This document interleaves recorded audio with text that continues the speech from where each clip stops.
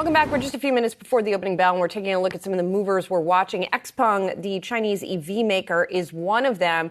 That company coming out with numbers that disappointed the street. The stock is down about 3%. A lot of this had to do, of course, with the shutdown that has been going on of large swaths of China and therefore production.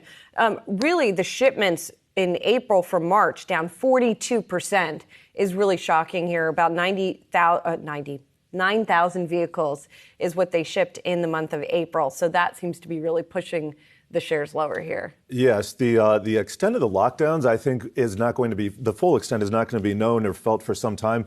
We have a better handle than we did 2 years ago in the initial lockdowns, but this is substantial. And a lot of these names have already been battered just because of the fact that all Chinese stocks have been battered. And for that matter, most U.S. stocks have been as well. But it's been going on longer in China. And, this company is still a startup. Is producing vehicles, but it's losing money. And I think this is going to be a theme. On the Wi-Fi Interactive, I have a year-to-date look at our China heat map, and the losses here are stunning.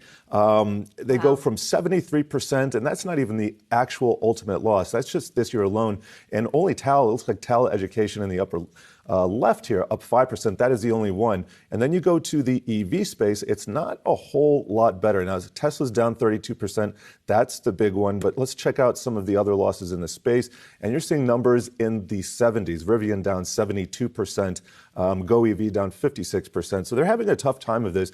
I should also mention with respect to Tesla, there's an announcement today that they are reopening their Shanghai factory, but it's going to be Tuesday, a day later than thought. So a little bit of a delay there, but nevertheless, just an opportunity to mention Elon Musk. Yes, and well, the shares, an opportunity, it looks like, for people to continue to sell the shares. They're off by about 1% this morning.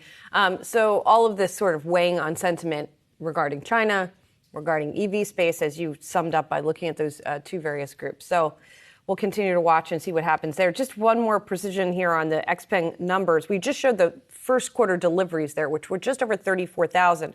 For the second quarter, the company is expecting total deliveries of 31 to 34,000. So it's going to be a drop if it's within that forecast range. And revenue is going to be as much as 7.5 billion won, which is short of the 8.3 billion won that analysts had been projecting. So not good news for them there. No.